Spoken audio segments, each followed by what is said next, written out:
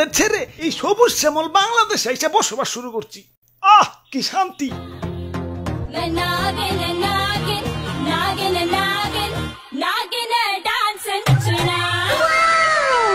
আহ তোমার নাচে সন্তুষ্ট হইয়া তোমারে আমার 101তম বিবি বানাইলাম। যাও বাসর ঘরে অপেক্ষা করো, দুমাইয়া বংশ বিস্তার হবে। হুজুর বাংলাদেশে আইসা তো সেলিব্রিটি হয়ে গেলাম, আমগো কাছে তো কাঁচা বাদাম হিরো আলম ফেল। নেটে ঢুকলেই খালি আমগো ছবি। কও কি? তাইলে তো আমার একটা ইউটিউব চ্যানেল খোলা দরকার। কিরে রাত সবাই তো ফাঁকা ফাঁকা লাগতেছে কে? সেনাপতি কো? ও R15 কিনতে গেছে, লগে একটা গোপ্রো ক্যামেরাও। ও ব্লগিং শুরু করবো। আর মন্ত্রী কো? মন্ত্রী তো বিয়া করতে গেছে, কাপল ব্লগ শুরু করবো। পরে বুইড়া বেডি বিয়া করতে কইও, আর নামের আগে প্রিন্স লাগাইতে কইও, ভালো মার্কেট পাইবো।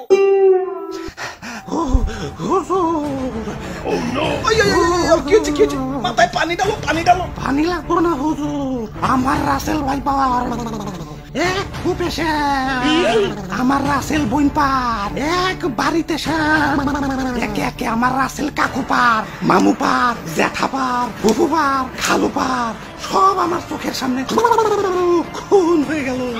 কোনো মতে জান্ডা নিয়ে পলে আইছি, লেজের মধ্যে এরা বাড়িও খাইছি।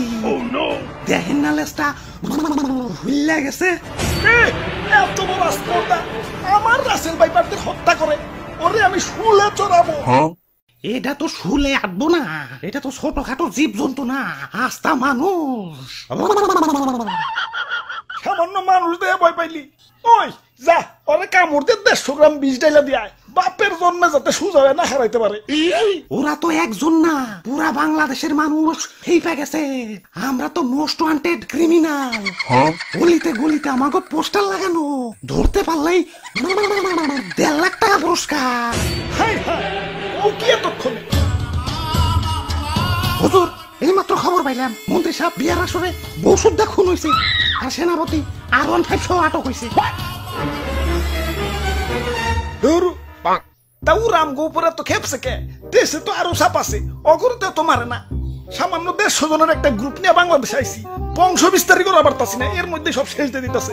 না এভাবে চলতে থাকলে তো বংশ নির্বংশ হয়ে যাবো। হুজুর ফেসবুকে ভাইরাল হওয়ার পর থেকে আমাকে মৃত্যুর হারারও বাইরে গেছে। বাংলাদেশের 1.5 বছরের বাচ্চাও এখন আমাকে চিনে, মানুষের সামনে পড়লেই খেল খতম। কি এলাকায় নতুন নাকি? আসো পরিচিত হই, আমি ধরা সাপ। মানুষ আমার তেমন কিছু কয় না, খুব নিশ্চিন্তে জীবন কাটাইতাছি। যাই খিদা লাগছে, একটা ব্যাং ধরি গে।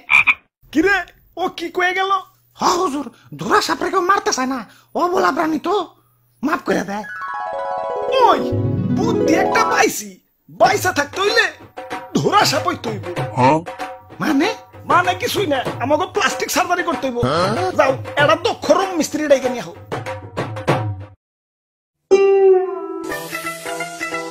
ভাই রে ভাই, R15 এত টিয়া কই পেলেন? এটা কি? পুরস্কার পুরস্কার পুরস্কার, রাসেলস ভাইপার ধরিয়ে দিতে পারলেই 1.5 লক্ষ টাকা পুরস্কার। আপনারা রাসেলস ভাইপার ধরছেন নাকি? এত বড় সাহস আপনার? আব্বে হালায়, বুদ্ধি থাকলে সাহস লাগে না। এই যে দেখো এগুলা কি? জঙ্গলে যাইয়ে এটা ধরা সাপ ধরে লই, রং সং করে রাসেলস ভাইপার বানিয়ে দিই। বাস ডুপ্লিকেট রাসেলস ভাইপার জমা দিয়ে কসকসা পুরস্কার নিয়ে আহি। সিম্পল। বাহ বাহ বাহ, সাবাস সাবাস। ভাই ভাই ভাই, আমার একটা আইফোন কিনতে হইব ভাই, চলেন না ভাই আর একটা ধরা সাপ ধরে নিয়ে আহি। এমন ভাবে রিকোয়েস্ট করতেছো মনে হইতাছে রাসেলস ভাইপার ধরবার কইতাছো। ধরা সাপই তো, লেটস গো।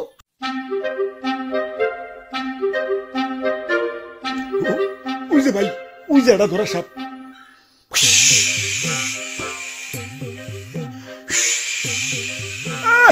সাল নাই কুত্তার বাগা নাম হয়েছে ধরা সাপ, আবার ফস ফস করে।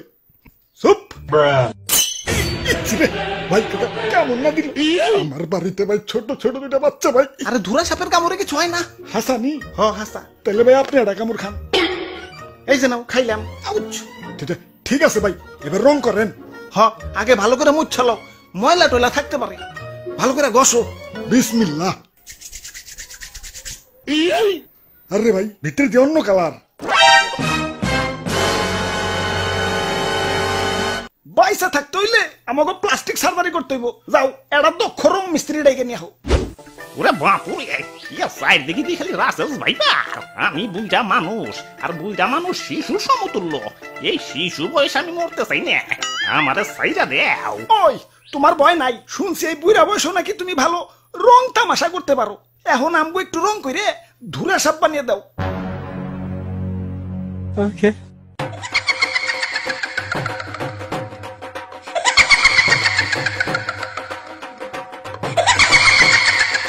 তে কাম হইছে এটা তো ধুরা সাপ না তে রাজানি রং কইরা ধুরা সাপ বানিয়ে দিছে